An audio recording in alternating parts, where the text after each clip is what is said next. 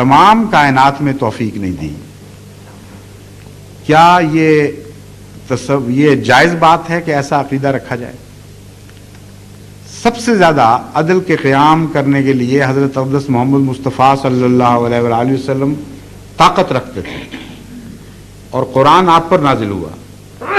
عدل کے معنی ہم نے آپ سے سیکھے، اور اس کے باوجود آن حضرت صلی اللہ علیہ وآلہ وسلم کو تشریف لائے ہوئے 1400 سال سے زائد ہو گئے. عدل اس طرح قائم نہ ہوا جس طرح کا یہ تصور مہدی کی طرف منسوب کرتے ہیں. تو مہدی پھر کیا چیز ہے جو اچانک آ کے دنیا میں عدل قائم کر دے گا؟ ہمارے نزدیک چونکہ ان معنوں میں یہ بات ممکن نہیں ہے اور سلسلہ انبیاء کی گستاخی ہے، حضرت محمد مصطفیٰ صلی اللہ علیہ وسلم کی گستاخی ہے، اس لیے اس بات کو سمجھنے میں غلطی لگی ہے. اور امر واقعہ یہ ہے کہ قومیں سچوں کو پہچاننے سے محروم اسی لیے رہتی ہیں کہ ان کی علامتیں سمجھنے میں غلطی کھا جاتی ہیں. جب علامتیں نہیں سمجھیں تو پہچانیں گے کیسے؟ ایک پگڑی والے نے آنا ہو اور آپ ننگے سر کا انتظار کر رہے ہوں تو پگڑی والا آئے گا، آپ کہیں گے تم وہ نہیں، ہمیں بتایا گیا تھا کہ ننگا سر آئے گا. اسی طرح ہمیشہ سے قومیں دھوکہ کھاتی رہی ہیں، علامتوں کے روحانی معنی نہیں سمجھ سکیں اور نتیجتاً ظاہر کو پکڑ کے بیٹھ گئیں اور دھوکہ کھایا. اور ساری انبیاء کے انبیاء کا سلسلہ یا ساری انبیاء کے سلسلے کی تاریخ اس بات کی گواہ ہے. سب سے زیادہ واضح علامتیں ہمارے مسلمانوں کے عقیدے کے مطابق آن حضرت صلی اللہ علیہ وآلہ وسلم کے متعلق تھی. قرآن کریم فرماتا ہے کہ نام تک لکھوا دیا گیا تھا پہلے صحیفوں میں، اور تم پڑھتے ہو وہ نام، اس کے باوجود انہوں نے دھوکہ کھایا. اس لیے کہ ان کا تصور اور تھا کس طرح آئے گا اور کہاں سے آئے گا. وہ منوپلی بنا بیٹھے تھے حضرت اسحاق کے خاندان کی، اور اسماعیل کی طرف سے آنے کا تصور ہی نہیں تھا، اس لیے وہ دھوکہ کھا گئے. تو پہلی بات تو یہ ہے کہ آپ پیشگوئی کے مفہوم کو تاریخی پس منظر میں سمجھنے کی کوشش کریں. مذہبی تاریخ، عام تاریخ نہیں، مذہبی تاریخ کے پس منظر میں سمجھنے کی کوشش کریں. اللہ کی سنت اور رسولوں کی سنت کے خلاف اگر آپ کسی بات کی توقع رکھیں گے تو آپ یقیناً ناکام رہیں گے، ایسا کوئی شخص ظاہر نہیں ہو. دوسرا یہ تھوڑا سا ایک منٹ غور کر کے دیکھیے کہ قرآن کریم تو فرماتا ہے من شاء فلیکفر، من شاء فلیؤمن، من شاء فلیکفر ومن شاء فلیؤمن. یا پہلے من یومن تو نہیں آتا؟ ہاں، من شاء فلیؤمن ومن شاء فلیکفر. جو چاہے ایمان لائے، جو چاہے انکار کرے.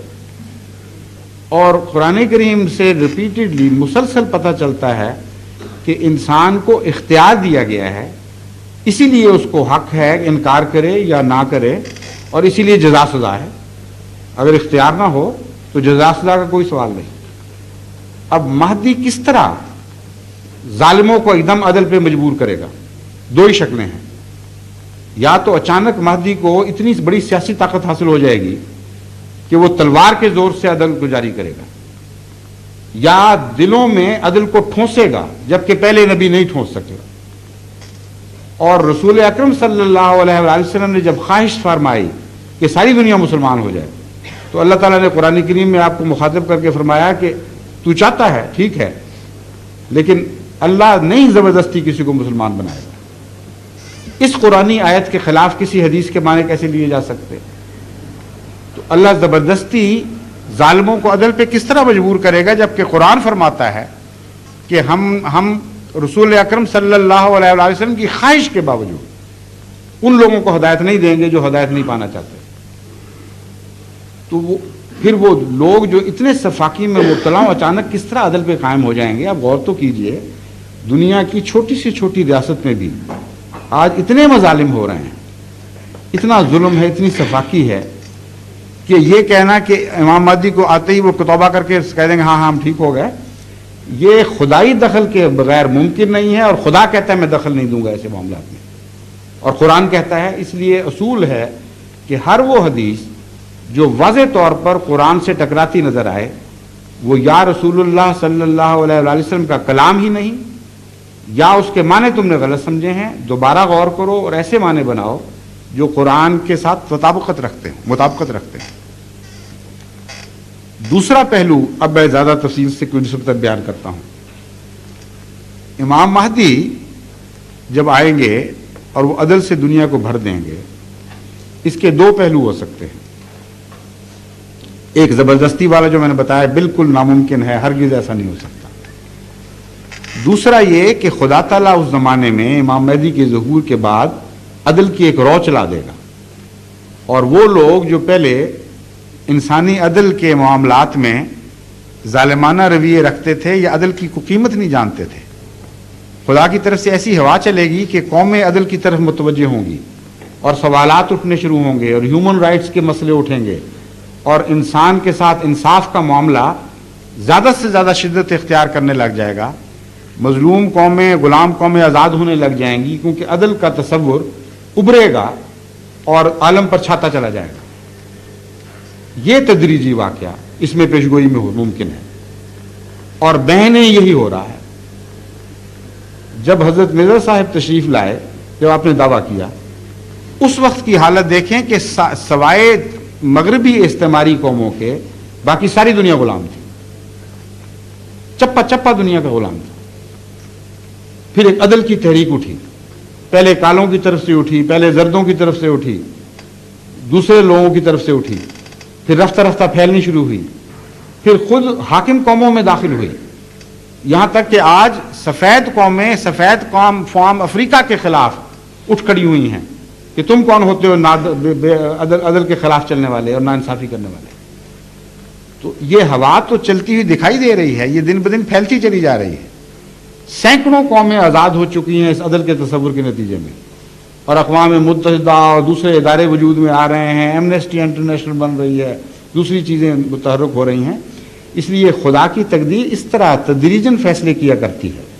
دیکھنا یہ ہے کہ اس ہوا کے چلنے کا آغاز ہوا کہ نہیں، اور وہ پہلے سے بڑی قوت میں، زیادہ قوت کے ساتھ، زیادہ شدت کے ساتھ، زیادہ محسوس ہوتی ہوئی آگے بڑھ رہی ہے کہ نہیں بڑھ رہی۔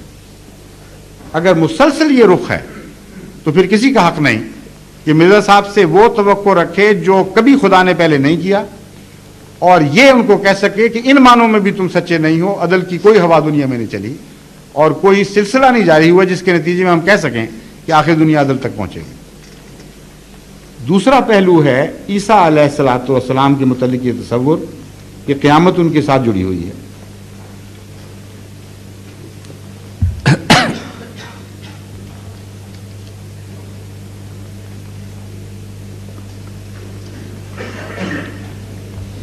پہلی بات اس سلسلے میں قابل غور یہ ہے کہ امام مہدی ہوں یا عیسیٰ ہوں، اگر 30-40 سال تک اصلاح کے مان بعد خدا نے دنیا کی صف لپیٹ دینی ہے، یہی عقیدہ ہے اور حدیث پر مبنی عقیدہ ہے، تو پھر اس حدیث کا کیا مطلب لیں گے جس میں حضرت صلی اللہ علیہ وآلہ وسلم فرماتے ہیں کہ قیامت اشرار الناس پہ آئے گی، ان لوگوں کی خدا صف لپیٹے گا جو سب سے زیادہ شریر ہوں۔ اور قرآن کریم کی ان آیات کا کیا مطلب لیں گے جن میں اللہ تعالیٰ فرماتا ہے کہ نیکوں کو خدا باقی رکھتا ہے اور بدوں کو مٹاتا ہے، اور اعمال صالحہ کا